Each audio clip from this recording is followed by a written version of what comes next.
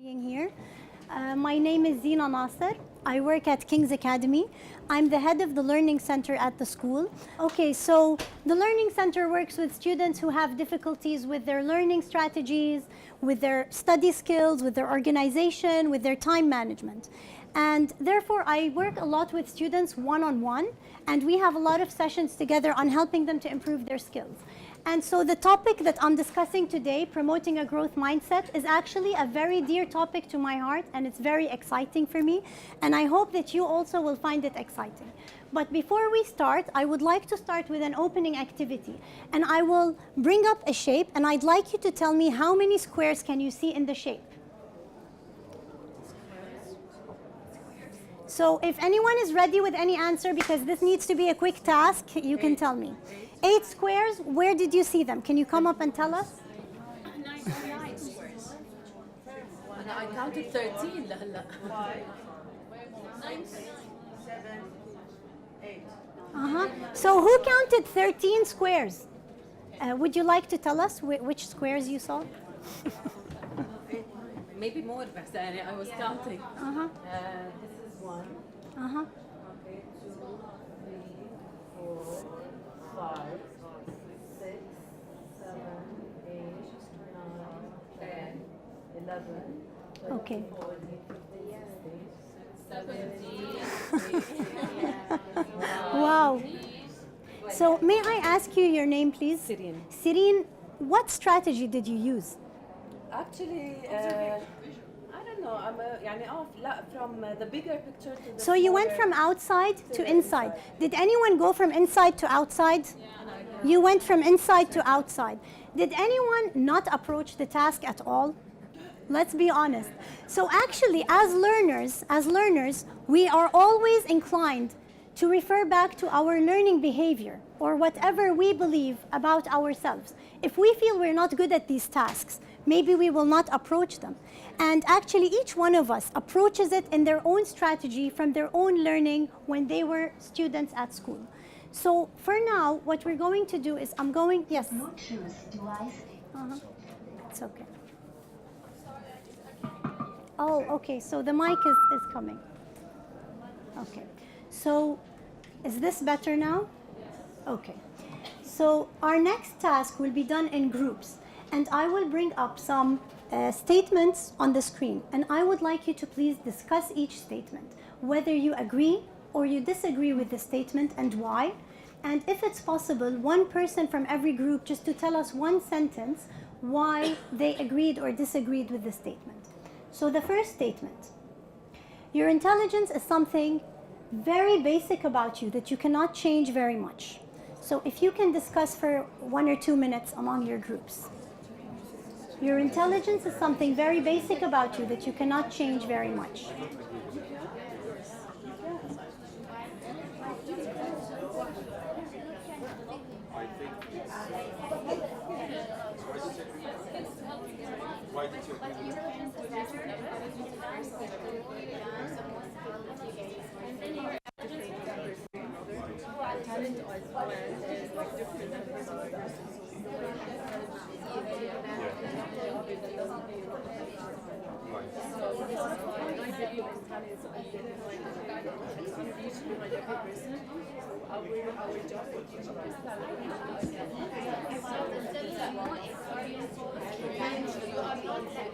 If we can please come back to the big group, and if we can hear from this table, if we can hear one phrase from this table, what did you guys discuss? What did you think?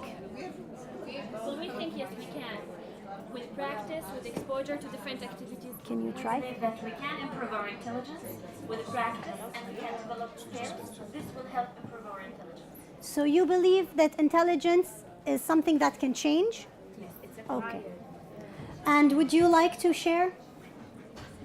Yeah, I completely disagree with this statement, because if we talk about intelligence, we need to think what kind of intelligence we're talking about. Is it like emotional intelligence? Is it like mental intelligence? Or is it like, there's something new now, which is the cultural intelligence. So social intelligence, and these things. So I think, yeah, we can do a lot about it, and if you just like take it for granted, I think this is going to affect our behavior and even the students' behavior. Okay. So, yeah. Okay. I don't know if the mic can reach you, but if you can speak aloud. I can help. So Siham let's- is yes. loud enough. She's got a very loud voice. Not just static things, but that we are want to talk about intelligence. We all disagree with this. So intelligence is something that we can increase, we can make, we can promote with different activities. So it is something that increasing with different skills, different knowledge, and so on. So it's not fixed and it is not limited. Okay. Is there any other table which would like to share, or shall we go to the next one and then ask the other tables? So the next statement, you are a certain kind of person and there is not much that can be done to really change that. So if you can please discuss it within your groups, and then we will hear from the tables at the back. If we can, sorry, if we can just hold off on the discussion just to hear one comment. I just wanted to say on the previous statement, I believe that some people are more predisposed towards learning or seeing things a certain way than other people. So Yeah. maybe it's a bit of both. Yeah. Actually, some of these statements you might not be a yes or no on. You might be somewhere in the middle, and there are many different things that you can, like many different variations. So the next statement, you are a certain kind of person and there is not much that can be done to really change that. Go ahead, please. Again, can you repeat that, please? Have you got It's on the screen.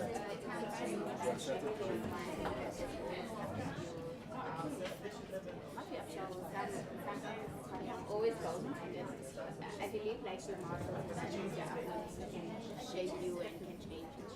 And but sometimes you find something that's always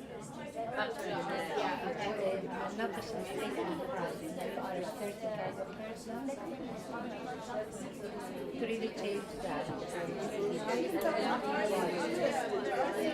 So what is yeah, we always change.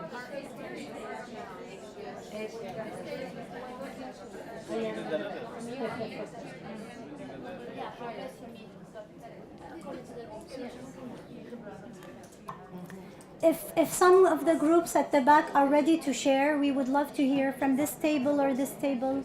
Are you ready to share with any thoughts? Is your table ready to share with any thoughts? Is your table ready to share?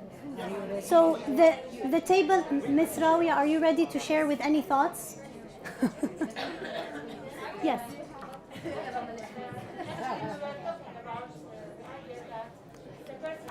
Can we please just listen? Thank you. There are so many things in your personality that sometimes it's not easy to change. At the same time, there's lots of things that can be practiced and developed. Otherwise, we will not have any training sessions around. Without training, we wouldn't develop. So we are here to train, and this improves. That's very true. Okay. Do I need the mic or? If you can just speak up. Yeah. Alright, so basically it depends on what this person is going through in life. هلا ما بقتنع بشيء اسمه you can't change anything. Anything can be changed, but sometimes a person is adapts to what is happening around him or her. So basically, he or she builds their personality based on that sometimes, and they stick to it. It's based on luck sometimes. Okay. So if you don't mind, we'll go to the next statement. Music talent can be learned by anyone. Anyone can become a pianist or a violinist or compose in the orchestra. If we can have 1 minute to discuss, agree or disagree, and why.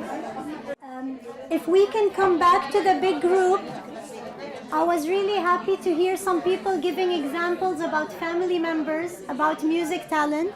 So that's really nice. I'm really happy that you are excited to discuss this. The last table in the back didn't share. So if you can tell us one sentence of what transpired from your discussion.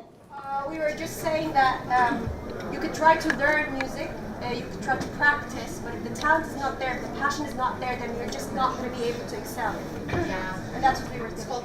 So this is one side of the theory, that you are either born with the talent or you're not.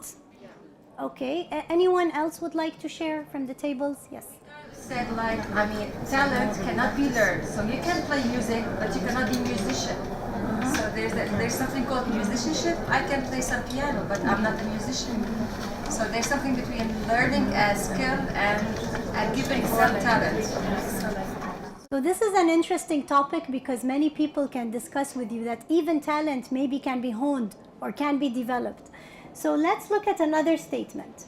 Only few people can be truly good at sports. You have to be born with it. So we will hear from the table over here, and then if any of the people on the tables would like to share. Thank you.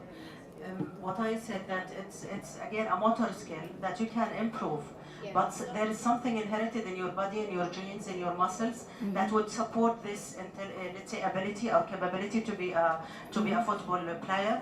Just like music, also it's also it's a motor skill that you can improve and work hard to or train hard to be a music player. But also if you have the genetic ability, or if you have inherited this from your parents, so this would support your capability in being a music player more than any other person. So I like what Suzanne said, but inheritance can help you, but does it limit you? Is it a limiting factor? Would anyone like to share any of the points they discussed based on this question? Anyone? Yes. We believe that when there's a will, there's a way. And a lot of athletes, famous athletes, they had accidents while they were doing specific sports, and then they transformed the whole thing to another kind of sports, which they didn't know that they were good at. Yeah. So why? Because they had the will to do so. Okay. Anyone else would like to share? Okay, so our last statement to be discussed is truly smart people do not need to work hard at all. Seems like everyone is a smartie. So if you can discuss in your groups just for 1 minute. Okay, may we please hear from this table? Because I think, would you like to? They have a nice... Yeah. So we will hear back from one of the tables. Okay, we were talking about... Like we were debating the words, for example, try hard. In a sense, it's not really just about efforts, because we all have different abilities, and we can see that in students. Some students, they work hard, they spend so many hours and even days to study for a test, and then again, at the end, they don't really achieve much. Versus other students who just like skim through, and they do achieve much. Yeah. So, and again, by the way, just a quick comment about everything that's been said.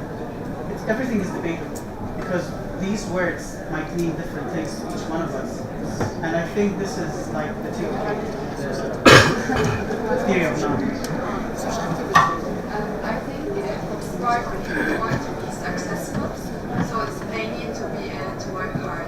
They just want to be smart and successful. So they don't need to work hard.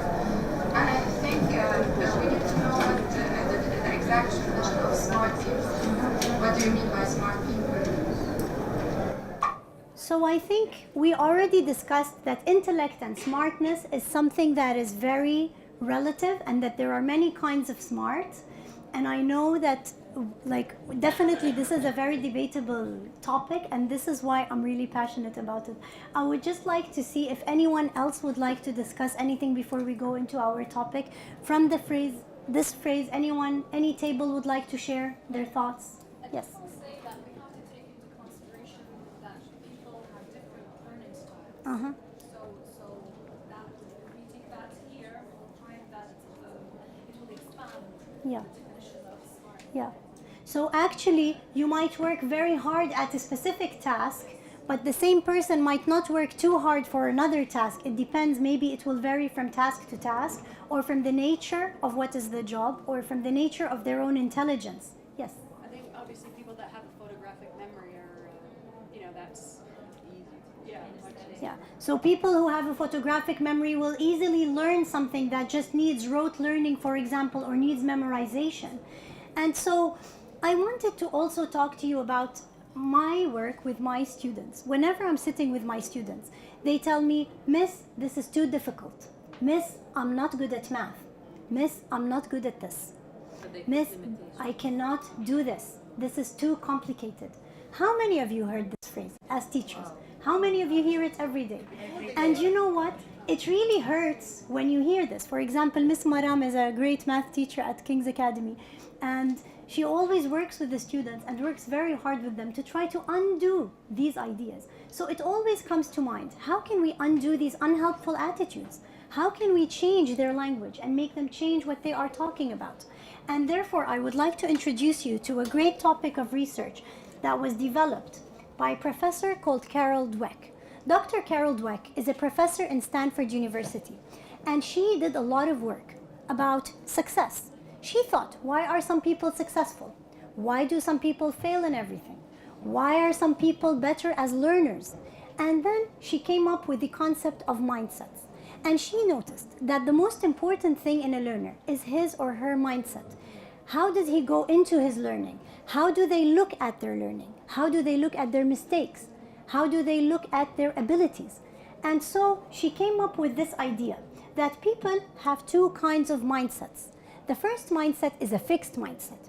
It is the same thing that says, everybody, if I am born smart, there's nothing I can do to change it. If I am born not good at math, then there's nothing I can do about it. So people with a fixed mindset regard intelligence and ability as something more like our eye color, something that cannot change. We are born with it, we have it for life. Whereas there's another kind of people who have a growth mindset. And this is the kind of learner that Dr. Carol Dweck wanted to try to develop. This kind of learner thinks that intelligence and talent is something that can change. It can change with hard work. It can change with time. And basically, it's something that can either go up or go down. And actually, some of the research that she did showed actually that also the intelligence can go down. And basically, there's these two kinds of mindsets. So what are the definitions of these? A person with a fixed mindset believes that intellect, ability, talent, creativity are limited. You are born with certain limits, and there is not much that you can do to change that. But let's think of the result. As a result, that person might shy away from challenge, might not approach a new task because they feel confident in what they know and don't want to appear stupid or appear like they don't know. They are more concerned about their image, and they are worried what other people think. They might not take risks, and they might even always try to do the same thing and not be adventurous or curious. Whereas people with a growth mindset will believe that traits and intelligence are something that can change with hard work and with persistence. So being a special needs teacher, I have seen a dyslexic student study medicine. And you all know how much reading does medicine need. And until now, I ask myself, how did he do it? Like he graduated medical school. I'm sure he did a lot of things and worked very hard. So as a result, a person with a growth mindset like the student that I just described will have more resilience, more hard work. And you know that hard work sometimes can move mountains. They experience a love of learning and they enjoy it. They are always willing to embrace a challenge and try new things. So when we compare them together, a growth mindset versus a fixed mindset, a person with a growth mindset focuses always on how he can improve and how he can learn, sees effort as something good that improves intelligence, and looks at difficulties or mistakes or even failures as opportunities to learn, doesn't give up easily. Whereas a person with a fixed mindset focuses on how they will be judged. So if a student is praised for being smart, he might also be labeling himself and might not want to approach something new or do something more challenging and feel comfortable in the limit that you drew for him or her as a teacher. They also see effort as something that maybe students with lower abilities can do. As one of the people on the table said, that they just have to scan through the material and then they've got it. And they feel so confident, and they might be overconfident sometimes. So growth mindset is firmly embedded in a lot of research. And actually, Dr. Carol Dweck, when she decided to try to promote this, she looked at the research about the brain. The picture I'm going to show you now will actually surprise you. thanks to neuroimaging and thanks to the MRIs, people are now more able to study the brain. And a lot of neurologists have been able to study the brain, look at the different centers of the brain, see which centers light up. And indeed, they did confirm in the last 10 years that intelligence can grow or can go down. So this picture in front of us, it tells us how the brain looks at birth. So at birth, the child has a very simple brain. If you notice, we have the neurons, but the dendrites are still not branching out too much. But by age 6, the child is so curious and so interested in exploring everything. And the more they learn, the more connections they make between the different nerve cells that they have. And actually, this is such a nice view of a 6-year-old. But look at the view at the 14-year-old. There is something with the synaptic density, which is the synapse is the area between one neuron and the other. And usually, we can either make a connection or break it. If we use specific parts of our brain, we practice them, we increase the connections there. If we stop using them, actually there is a process of synaptic pruning where the synapses begin breaking up the neural pathways and we start losing some of the brain connections.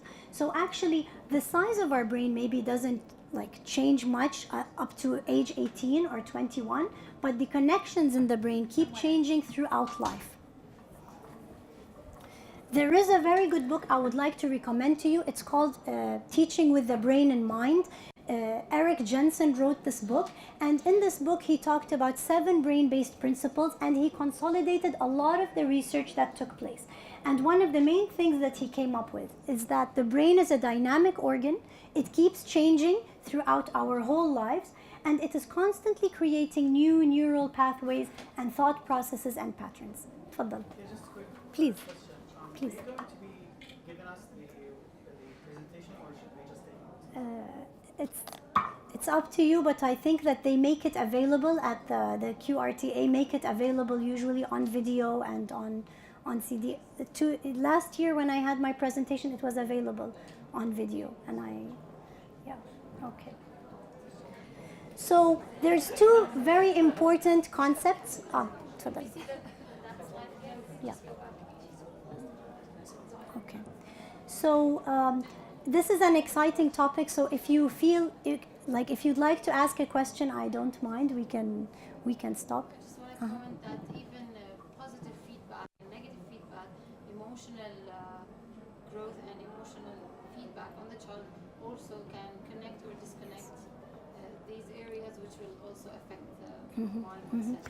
And to add to what you said, a lot of brain research has been done about the emotional state.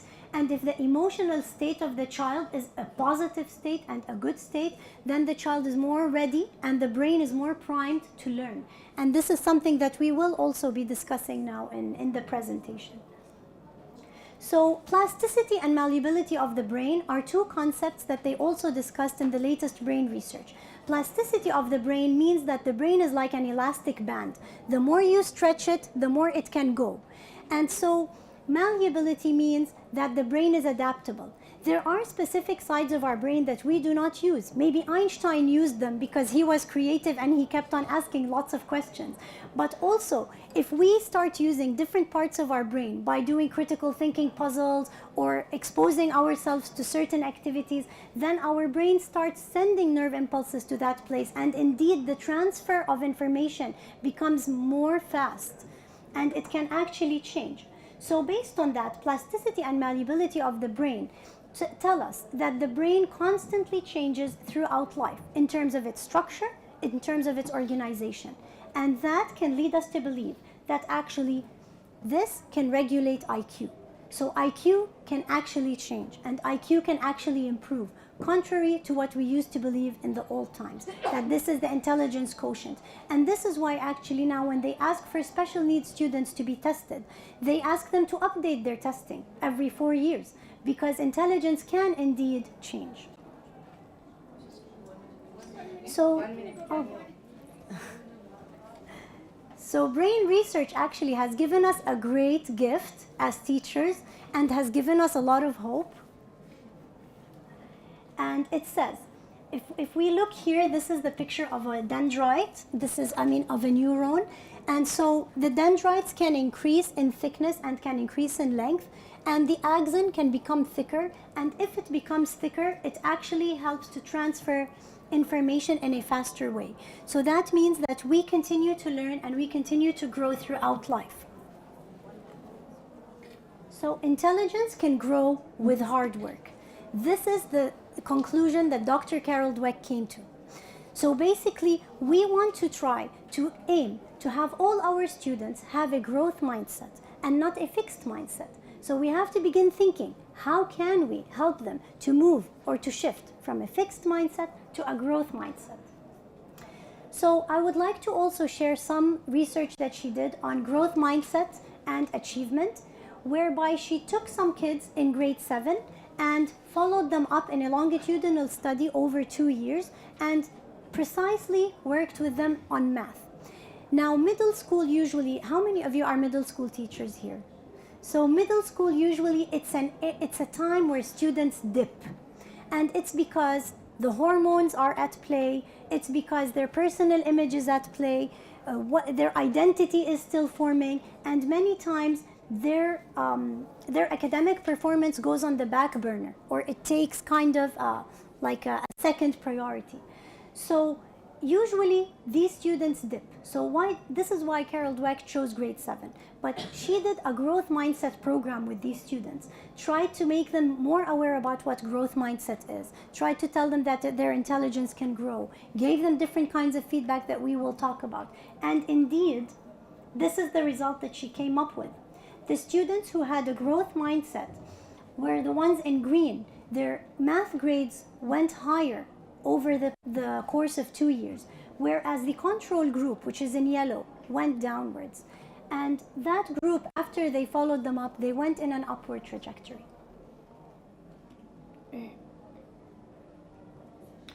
So I would like to go back to your point, growth mindset and praise.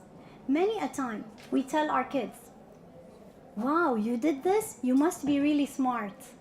Do you think this is correct based on growth mindset or not? So we should say, you worked really hard to achieve this.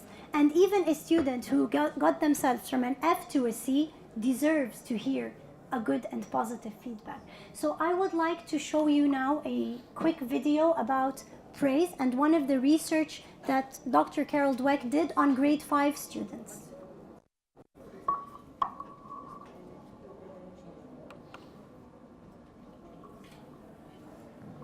And just to comment that actually her research had to do a lot with the language we use with our students.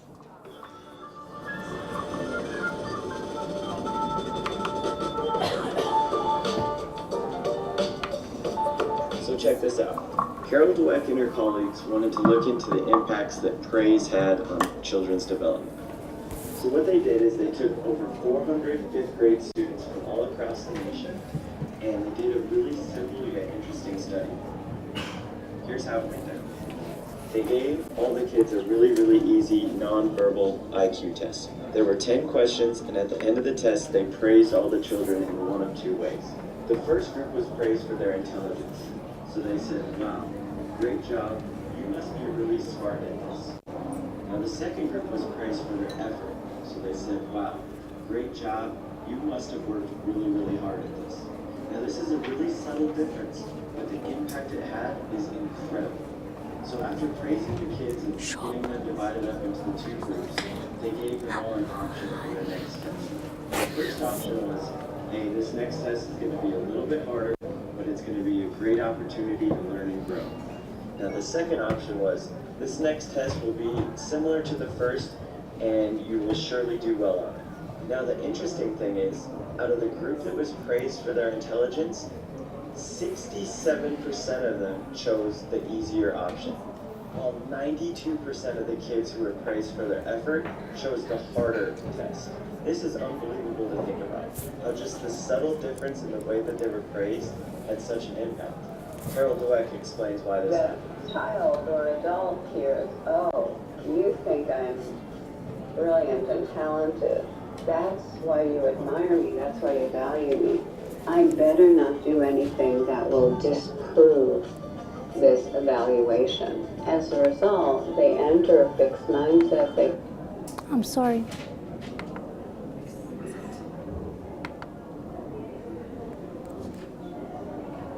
Play it safe in the future, and they limit the growth of their talents. Whereas focusing on the strategies they use, the way they're stretching themselves and taking on hard tasks, the intense practice they're doing, those are the kinds of things that, say, to a child or an older athlete, it's about the process of growth. As a result, they don't feel, oh, if I make a mistake, you won't think I'm talented. They think, oh, if I don't take on hard things and stick to them, I'm not going to grow. Next, Dweck and her colleagues gave all the kids a really, really difficult test. It was one that they would surely fail, but they wanted to look at how the different kids attacked this challenge. Dweck noticed that the group that was praised for effort worked harder, longer, and actually enjoyed this test more than the group that was praised for their intelligence. This group got really frustrated with this test and had the tendency to give up early. After this artificially induced failure round, all of the kids were given a third and final test. Now this test was the same level of difficulty as the first one, but check out the results.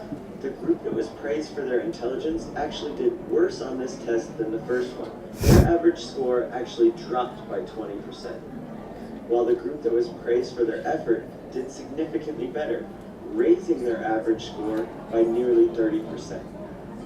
This is a 50% difference in performance that was caused by a few subtle differences in the way that they were praised. This study shows how praise can either make or break a child's development. I mean, we all do it. We all want to be positive with the children we work with, so teachers, coaches, parents are always looking for ways to support their kids and tend to praise them quite a bit. So we need to look at research like this and realize, okay, praise is a good thing and there's nothing wrong with being positive, but we need to be very careful about praising someone's intelligence or abilities and focus more on the process and the effort that they put forth. I think this is a pretty easy fix that will help us develop growth mindsets within the kids that we work with. And as all the research shows, having a growth mindset has a big-time impact on the development of a child, whether it's on the court, in the classroom, or just in life. Thanks so much for following along and watching this video. For more like this, visit championshipbasketballschool.com and click on the championship newsletter. See you next week. Thanks, guys.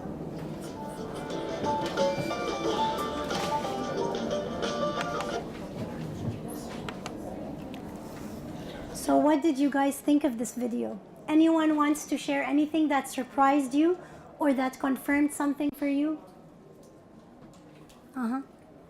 It's very sensitive and it's very important how the use of our words and the impact of our words on the kids, because these kids did what they did because of what they believed on themselves. We said they're intelligent, we said that they're hard workers. Yes. So they believed that, and upon that, they got the results. True. So many of our students will get their idea about themselves from us and from what we tell them. And another thing is that think of yourself. Are you a growth mindset person or a fixed mindset person? Because you also can impart this on the students. And if you noticed in the video, that fixed mindset is bad for you because actually the grades dipped in the end and they were too confident and maybe they were too hung about their achievement. So when they couldn't achieve what they wanted to achieve, they got anxious and they couldn't do it anymore. So when they were given exactly the same test afterwards, they couldn't do it. And I would like you to share. Yeah, just like one thing here, because you're bringing up the growth mindset, and I'd just like ask myself as an adult, what does that mean to you?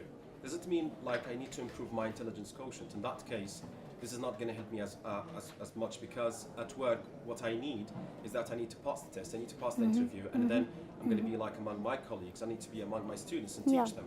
And the thing is that even if I'm very knowledgeable, even if I'm very smart in that and like have very strong pedagogies and these things, it's not going to help me as much, because what I need is that I want to improve other things with the students. And one of them is let's say the emotional learning, for example. So I read like in a book last week, it was said like the American curricula, they try to integrate the educationalists try to integrate the emotional learning in it, and they found that the students themselves, they were like they were not aggressive as it used to be before.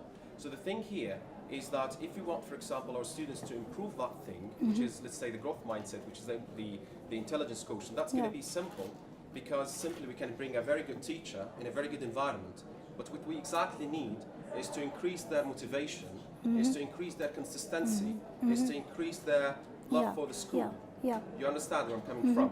So it's not only just, so actually, motivation, there were a lot of studies made about motivation and growth mindset, and that growth mindset can increase motivation. And the criminals, by the way, they have like very, very great growth mindsets. They're hackers, like they're 18 or 19 years old, because they're talking about synaptic connections, and they've got that, and they're very good. For example, people who lie, they are very good at it when they have like synaptic connections. So the thing is how we can gear this into the right path. And that's exactly needs. And what I want to add and agree with you on is that maybe me as Zina, I might have a good growth mindset when it comes to music, but I might not have a growth mindset when it comes to math. I might have a fixed mindset about my math skills, but have a growth mindset about my reading, that I can improve in my reading. And so actually this is a concept that you can plug in or out for your needs. And it's very nice that you've mentioned that.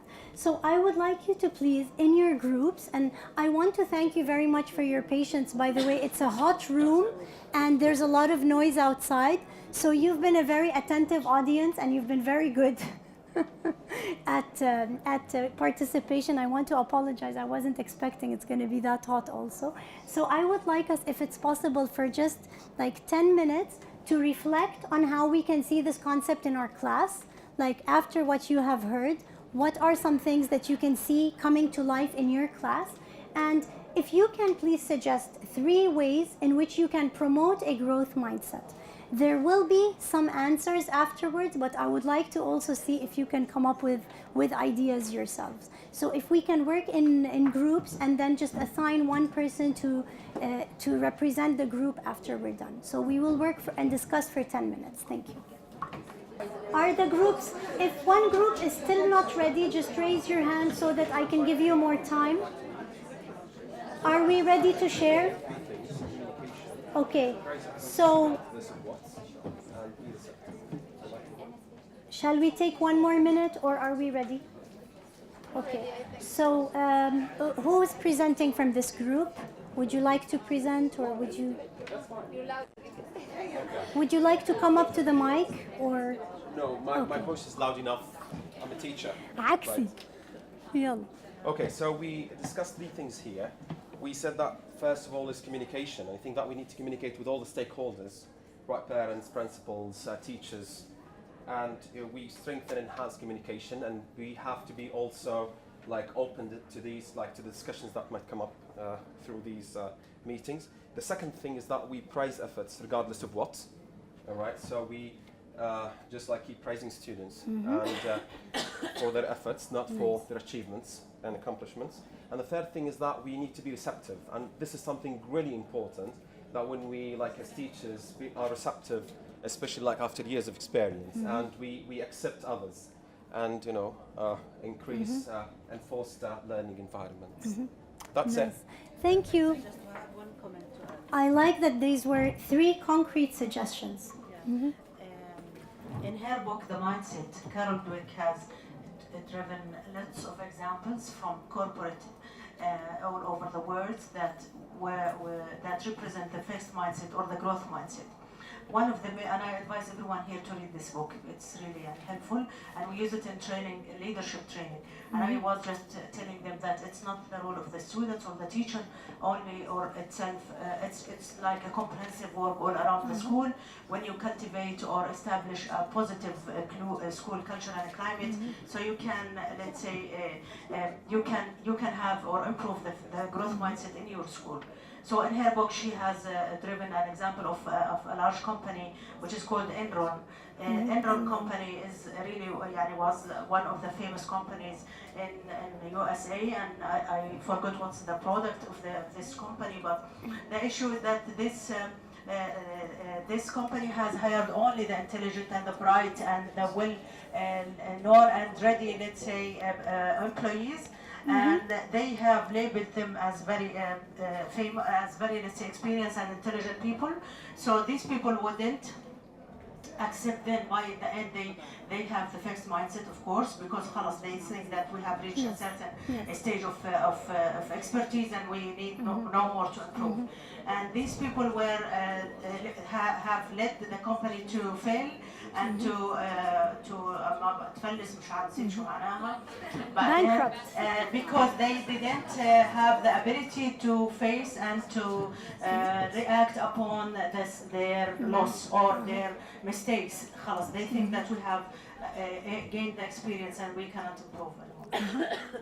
Thank you so much. And I want to also remind you, look at what happened to Nokia. What happened to Nokia? Everyone was carrying a Nokia phone. I've got the Nokia here. Yeah, but Nokia is also one of the companies that maybe didn't work on itself and didn't have a growth mindset and didn't change things, although it was at the top, but then it just plateaued. Can we hear from the group in the back? Would you like to share with us your 3 specific things? Who would like to speak? Uh-huh.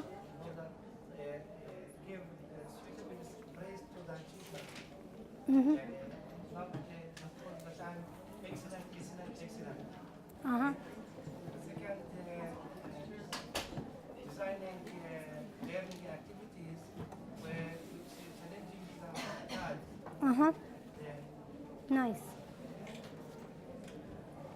The second, the third, using strategies to teach how to think. Nice. Very nice. Thank you. May we hear, please, from this group, what were your 3 suggestions to promote a growth mindset? Oh, we said that we need to vary the tasks. Uh-huh. So that different skills can be used and different students can have a chance to Mm-hmm. success. Give ample time for each activity and praise the effort and not the end result. Uh-huh. Very nice. Thank you. Can we hear from the group at the back here also? Would anyone like to present? We mentioned that modeling the behavior because we often think that maybe our students don't see us as we interact as colleagues, but kids have big ears. So when we model it among ourselves, I think that's a good approach. Appreciating efforts and promoting collaboration. Very nice, thank you. Can we hear from this group, please? Did you have any? Well, we said the teacher is number 1, so we have to go back to our colleagues, tell them about the book, maybe share the video, and encourage them to know about this in order to change their own mindset, to make sure there aren't any fixed mindset teachers among us, and then, watch out what we're going to be telling to our students. My goal for this session is that if every one of you goes out of here with just a change in attitude about this, then this is more than enough. And after we hear from the last table, I want to share a personal story that really hit home for me with this. So would you like to share? First, we talked about feedback from the teacher to students. We said it should be more descriptive, like we give a feedback about effort, so we value the effort, not, as you said, not the Very intelligence itself. Then we talked about assessment. We may vary the assessment in a way that we give them a chance to feel they are. So that everyone can feel successful. Nice.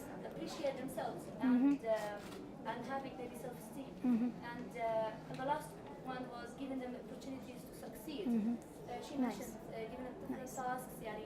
Think of them just to they exist in the classroom and we need to do something.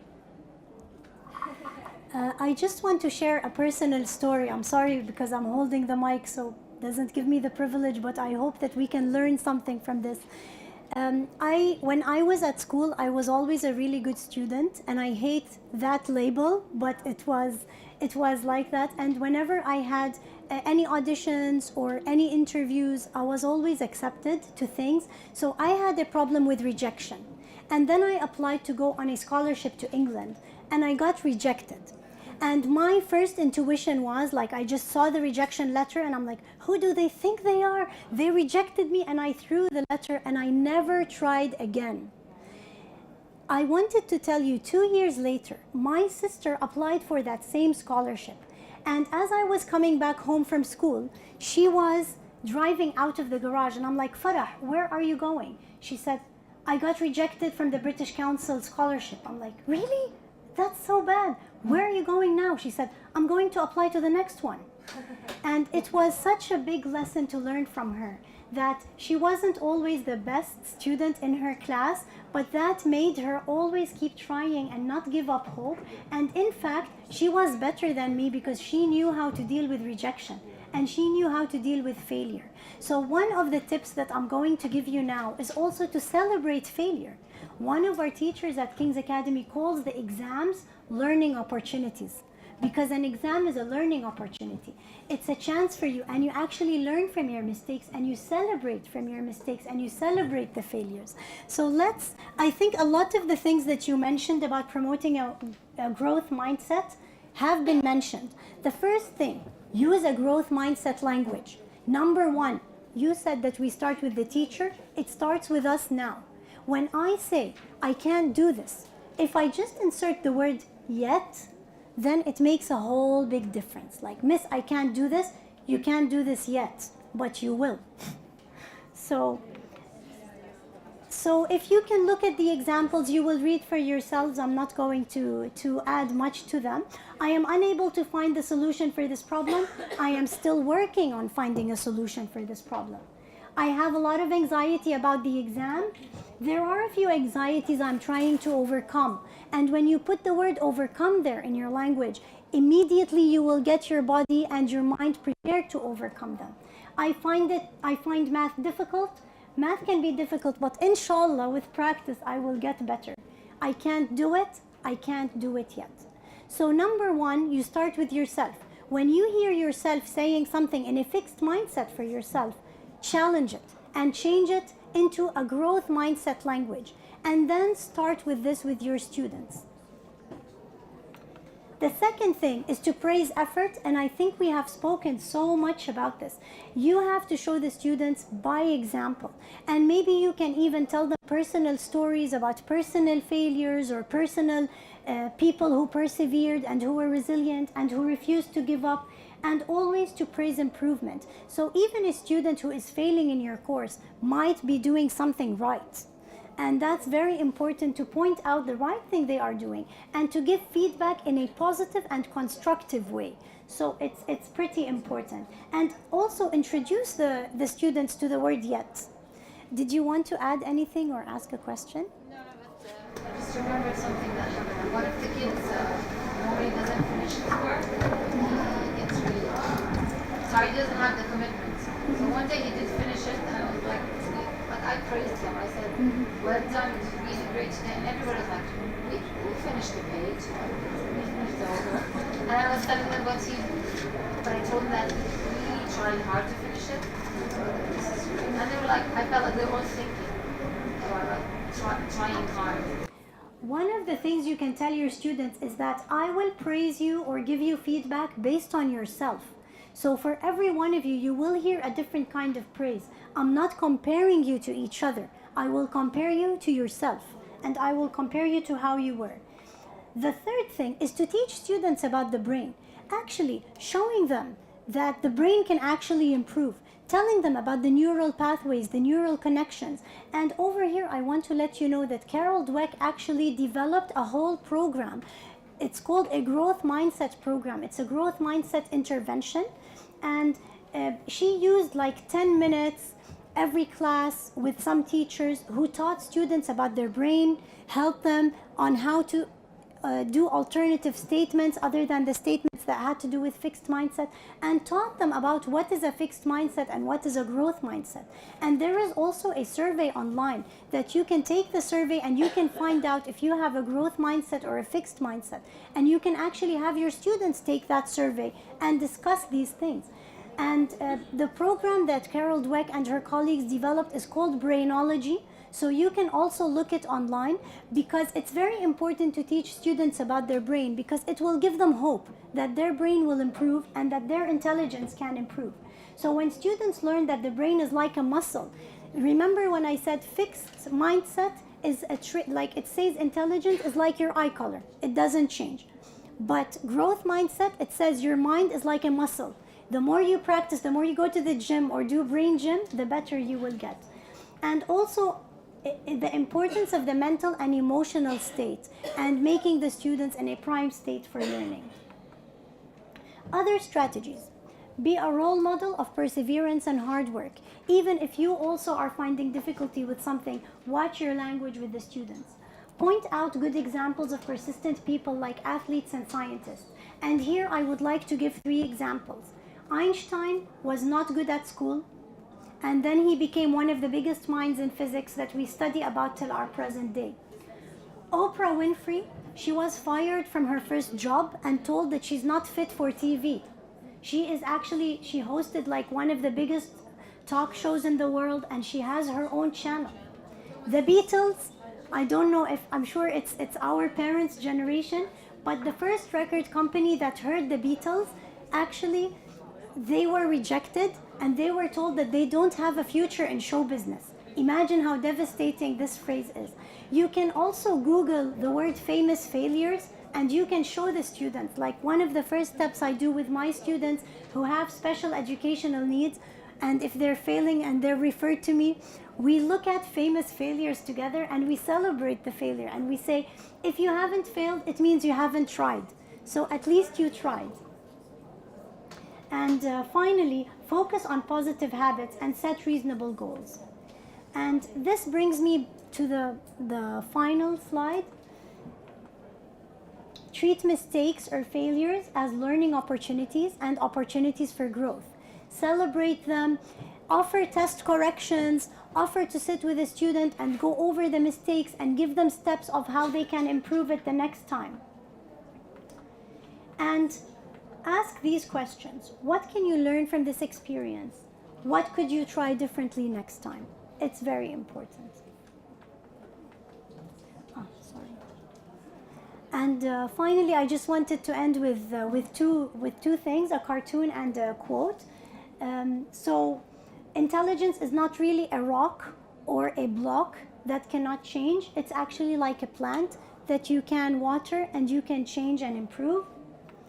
And being a firm believer in positive energy and positive framing and all of this, even in life, I'm sure you've all read The Secret, that if you believe in something that it will improve, never underestimate the power of belief. And finally, I'd like to thank you so much for being here and ask you if you guys have any questions for me or anything.